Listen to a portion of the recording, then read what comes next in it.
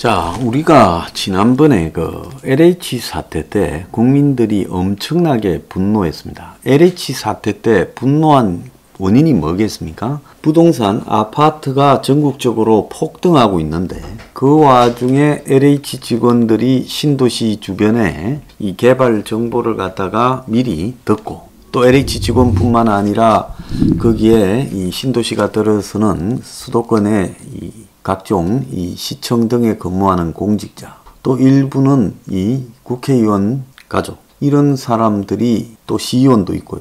이 정보를 듣고 땅을 미리 사서 거기에 이제 수용 과정에서 팔아서 엄청난 차익을 얻었다. 그러기 위해서는 갖가지 부동산 투기 방법들이 동원됐다.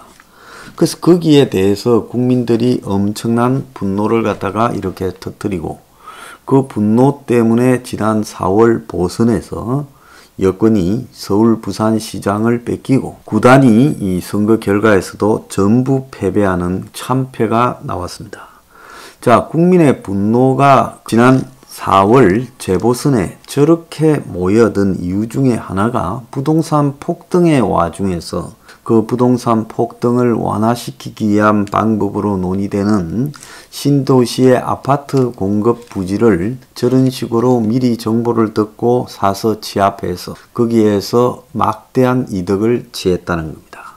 자, 그런데 지금 대장동과 관련되는 의혹은, 이거는 사실상 LH 직원들이 곁다리 끼어서 정보를 듣고 땅을 사서 부분적으로 폭리를 취한 것과는 차원이 다른 비리라는 겁니다. 왜 그러냐? LH 직원들 소수가 거기에 지금 땅을 사두고, 그래서 땅값이 올라가고 수용할 때 비싸게 수용시킨 악의적인 부분이었다면, 이거는 이재명이 보수 정당의 시장이 있을 때 민영으로 하려는 거를, 자기가 그걸 성남도시개발공사를 만들어서 관영으로 하면서 일부 그 민관 혼합 시스템으로 가서 성남시에 5,053억인가 되는 수익금을 돌려줬다라고 지금도 이야기를 하고 있습니다. 자, 그런데 문제는 이 실제 대장동 개발의 수익금을 5,053억을 성남시에 남겨서 공적으로 썼다 하더라도, 더 중요한 것은 이것이 1조 5천억이 만약에 남는 사업인데 그 중에 5천억만 돌렸다면 1조 정도의 수익이 더 있는 거 아닙니까? 지금 벌써 이 성남의 뜰 컨소시움과 관련된 화천대유 관련사에 6,300억이 흘러 들어갔다고 지금 이야기가 나오지 않습니까? 앞으로도 더 많은 이익들이 거기에 발생할 거고요. 근데 이 부분에 대해서 이재명은 부동산 폭등으로 발생한 일이다라고 말을 하고 있습니다. 그러면서 이재명은 대장동에 대한 국조나 특검에 반대한다고 말하고 있어요. 그래서 정치적 소모가 되어서는 안 된다, 불순한 동기다라고 이야기를 하고 있습니다. 이재명이 정말로 여기와 관계없다면 특검이나 국정조사를 갖다가 반대한다고 할 게 아니라 다 틀어보자라고 하는 게 원칙인데, 이 사안이 정치적으로 소모되는 거라고 말하고 있어요.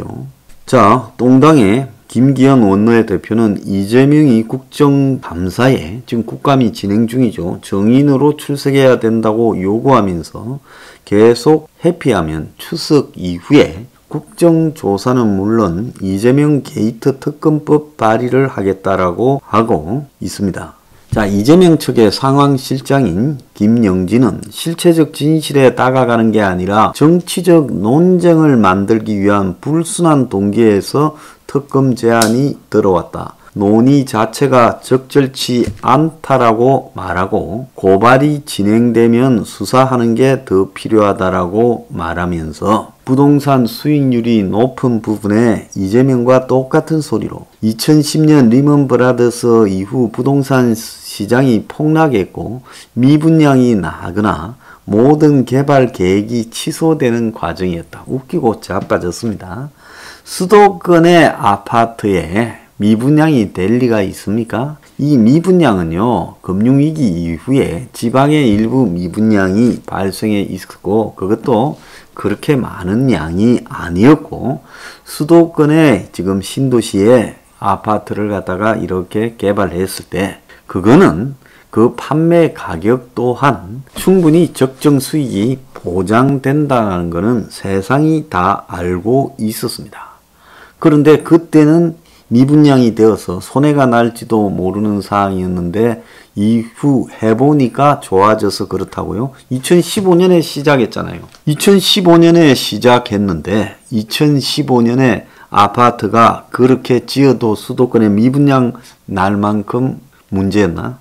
웃기는 소리. 기억을 저것들은 왜곡되게 하고 있는 모양입니다. 그래서 최경환이가 빚내서 집사라는 시기에 대장동 사업이 시작되었다라고 박근혜 정권 당시에 전반적으로 경제 상황이 좀 안 좋으니까 당시 최경환이 경제를 띄우려면 부동산 쪽이 개발이 많이 되어야 경제가 뜬다고 그런 말을 한 적이 있지만, 자, 그러면서 성남시가 4,500억의 개발 이익을 환수하고 사업자가 1,800억을 가져가는 설계로 1조 5천억 사업을 진행했는데, 이 시장 상황이 변동해서 예측 가능하지 않은 이 민간 사업자의 이익까지 이재명이 책임지라고 해서는 되느냐라고 말하고 있습니다. 자, 그러면 여기서 가장 중요한 거는 뭐겠습니까? 이후에 2015년 이제 컨소시엄이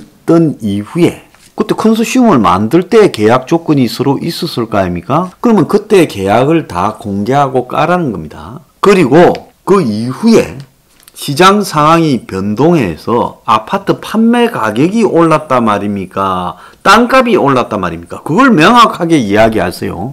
그러면 그 이후에 부동산 시세 변화와 관련해서 도대체 어떻게 개발 이익이 더 발생했는가? 아니, 이 대장동 개발 같은 사업은 처음부터 대략 토지는 얼마, 건축비는 얼마 해서 파는 거지. 그렇지 않습니까? 일종의 공영 개발 형식의 신도시 이렇게 만들어서 거기에 지금 아파트를 분양하는 거 아닙니까? 그러면 그런 공영개발 형식의 새로운 이 신도시 아파트를 분양하는 과정에서 5,900가구가 넘으니까 신도시라고 봐야 되죠. 거기에서 도대체 이 부동산 폭등과 관련해서 그 뒤에 어떻게 얼마의 가격을 올려서 분양 가격이 예상보다 얼마 올라갔는지를 다 공개하면서 이야기를 하라는 거예요.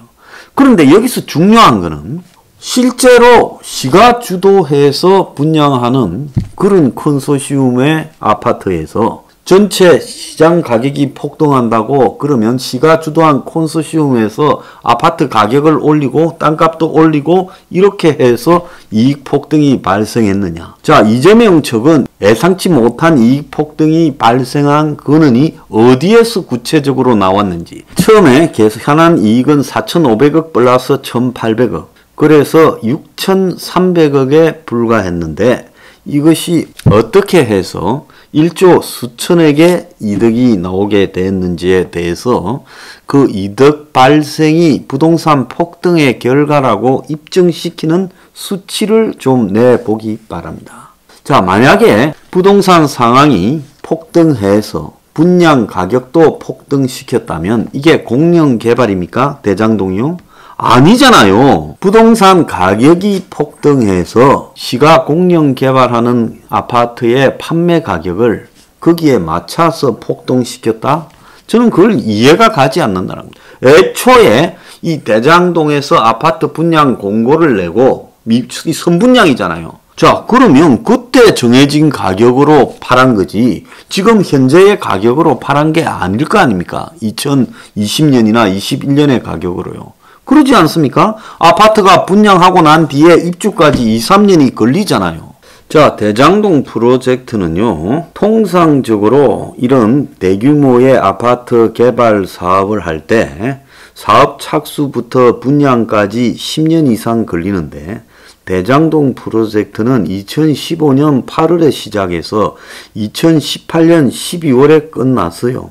그래서 이 대장동 땅과 관련해서 이 개발 사업만 20년 했다는 전문가들한테 이야기를 들어보면 토지 수용권을 통해서 200만 원만 싸게 매입했다고 해도 30만 평이면 6천억을 벌고 들어갔다는 거예요. 그런데 이 SPC가 만들어진 2015년에는 아파트 시장이 좋지 않았지만 이렇게 싸게 빠르게 토지가 확보되면 주택시장 경기하고는 관계없이 무조건 이익이 나는 게 보장되어 있다는 거고, 대장지구 아파트들이 분양시장에 나온 2018년 말은 문정권 들어서 집값이 가장 낮았던 시기지만 위치가 좋아서 높은 청약률 경쟁 속에서 정식 청약 순위 내에서 청약이 마감됐다는 거예요. 이미 2018년에 지금의 수익이 확정돼서 부동산 시장 호황으로 이익이 많아졌다라는 게 거짓말이라는 겁니다. 그래서 이 사업의 핵심적인 경쟁력은 그린벨트, 공원예정 부지 등을 수용하는 방식으로 토지가 싼 게 이 사업의 경쟁력이라는 거예요. 그래서 200만 원씩 평당 싸게 30만 평을 갖다가 샀다면 6천억을 벌고 들어가고 위치상으로 미분양이 될 가능성이 거의 없다라는 겁니다. 그래서 이런 이야기를 하지 않고 헛소리를 하는 것은 잘못된 거고, 또 사업 주체는 민간이고 공권력으로는 토지 수용을 한 이런 부분이라서 분양가 상한제도 피해가지고 성남도시개발공사가 시행자가 됐다면 분양가 상한제 적용을 받았겠지만은 성남의 뜰이라는 콘소시움이 사업 시행자가 되면서 민간 택지 사업지구가 됐기 때문에 분양가 상한을 적용받지 않아서 사업성이 좋아졌다는 겁니다. 분양가 상한이 적용됐더라면 성남 시민들이나 여기에 아파트를 산 사람들은 훨씬 낮은 가격에 아파트를 살 수 있었겠지요. 그리고 화천대유가 5개 필지를 직접 시행한 것도 매우 이례적이라는 겁니다. 그뿐만 아니라 제일건설이라는 이 잘 알려지지 않은 회사가 182대 1의 경쟁률을 뚫고 해당 부지를 걸머쥐었는데 당시 당첨만 되면 수백억의 이익을 챙길 수 있는 로또 입찰로 여겨지던 부분입니다. 그래서 사업계획서를 제출할 때 일부 부지는 출자자가 직접 사용하겠다고 제안했고 이것이 받아들여진 거라 하지만 부동산 전문 변호사들은 사업계획서는 법적 구속력이 없고 토지 수용권을 발동한 경우에는 토지 분양 관련 법률이 엄격하기 때문에 산업단지에서도 SPC가 직접 시행하는 일이 없다고 합니다. 그런데 지금 계약서를 공개하지 않고 있어요. 그래서 무늬만 공공개발이고 성남시가 이 공영개발 명의를 이렇게 밀어붙여 성남 시민의 땅을 헐값에 사들여서 특정 업체가 돈을 벌도록 민영화해 줬다는 겁니다. 그래서 당시 도시개발공사 내부에서도 과도한 이익이 민간에 돌아간다고 이미 반발이 심했다는 겁니다. 이런데도 부동산 폭등으로 떼돈을 벌었다고? 이거는 LH 비리보다도 더 심한 처음부터 예정된 비리였습니다.